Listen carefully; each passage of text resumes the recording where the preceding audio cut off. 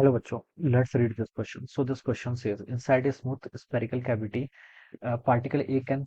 slide freely. The block having the cavity is moving horizontally with constant acceleration of 10 meter per second square. The particle is released from its initial position as shown in the figure. The angle theta with the vertical when the particle will have maximum speed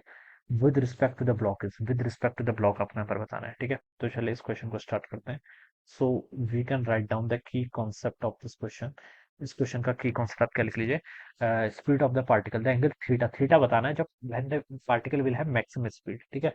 इस question का ना key concept of बच्चों pseudo force लिख लीजिए पहले तो pseudo force बच्चों में इसलिए लिख रहा हूँ ना क्योंकि देखिए ये जो आपका पूरा सिस्टम है ये एक्सिलरेट कर रहा है क्या कर रहा है एक्सिलरेट कर रहा है ठीक है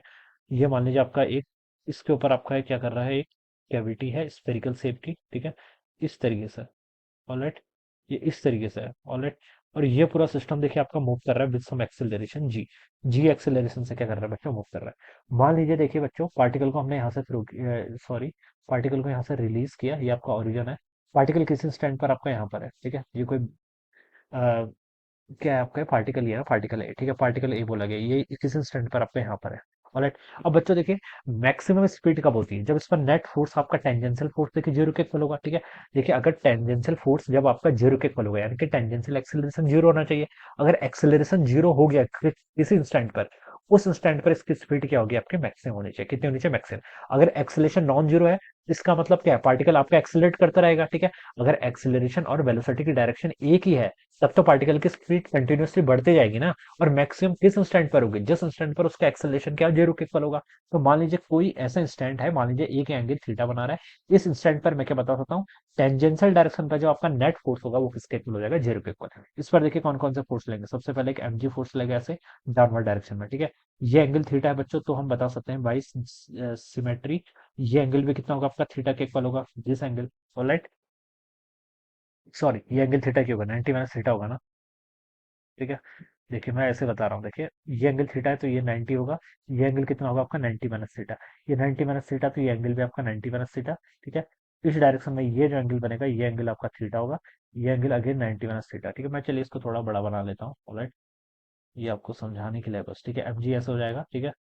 और ये एंगल देखिए कितना बनेगा आपका this angle should be equal to 90 minus theta ये एंगल आपका 90 माइनस थीटा होगा ये एंगल कितना होगा आपका थीटा के इक्वल ठीक है पार्टिकल देखिए टेंजेंशियल है तो ये इस डायरेक्शन में आपका नेट है ठीक है ये 90 माइनस थीटा है तो ये भी आपका कितना होना चाहिए थीटा ये टेंजेंशियल डायरेक्शन है ठीक है दिस इज द बॉडी आपके यहाँ पर है ऐसे ठीक है ये इसके टेंजेंशियल डायरेक्शन और टेंजेंशियल डायरेक्शन पर नेट फोर्स कितना होना चाहिए जीरो ठीक है बच्चों देखिए एक तो एम का कंपोनेंट आपका इस डायरेक्शन में आएगा जिसमें मैं क्या लिख सकता हूँ आपका एम का कॉस थीटा और इस डायरेक्शन में जो आएगा वो क्या होगा आपका एम का साइन थीटा ठीक है ये तो आप समझ गए होंगे ठीक है ये mg का cos थीटा mg का sin थीटा पार्टिकल पर देखिए आपका एक्सेलरेशन किस डायरेक्शन में है पार्टिकल देखिए आपका इस फोर्स से कर रहा है तो हम देखिए नॉन एक्सेलरेटेड फ्रेम अगर कोई पर्सन आपका यहाँ पर बैठा हुआ है ठीक है तो वो अगर इसको एनालाइज करेगा तो इसे क्या लगाना पड़ेगा सूडो फोर्स लगाना पड़ेगा सूडो फोर्स किसके इक्वल होता है इस पार्टिकल का मास टाइम्स जो इसका एक्सेलरेशन है उसको उल्टा करके जोड़ दो ठीक है एक्सेलरेशन किस डायरेक्शन में था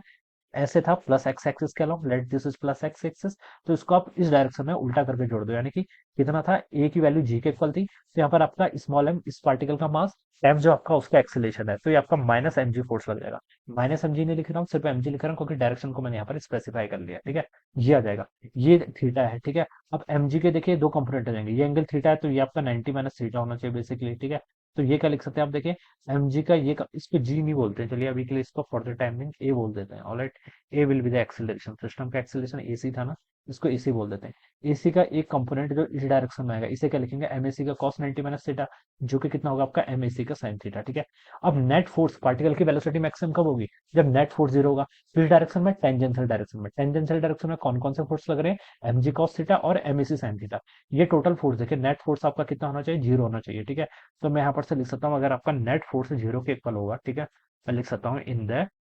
F net should be zero किस डायरेक्शन में अलोंग टेंजेंशियल ये जीरो के इक्वल होना चाहिए तो ये दोनों फोर्स एक दूसरे को बैलेंस करेंगे यानी कि m a c sine theta it should be equal to m g cos theta ये किसके इक्वल होगा एम जी कॉस थीटा के ठीक है अब ए सी की वैल्यू बच्चों जी के इक्वल दे रखिए साइन थीटा यहाँ से इतना हो जाएगा और ये आपका एम जी का कॉस थीटा हो जाएगा ऑलराइट ये वैल्यू आपकी यहाँ पर से ऐसे हो जाएगी अब बच्चों एम जी से आपके यहाँ पर m g cos theta cancel tan theta की वैल्यू कितनी होगी यहाँ से वन के इक्वल और थीटा कितना आ गया यहाँ से आपका 45 डिग्री के इक्वल। तो थीटा कितना होगा बच्चों 45 डिग्री। तो यही पूछा गया था आपसे, ठीक है।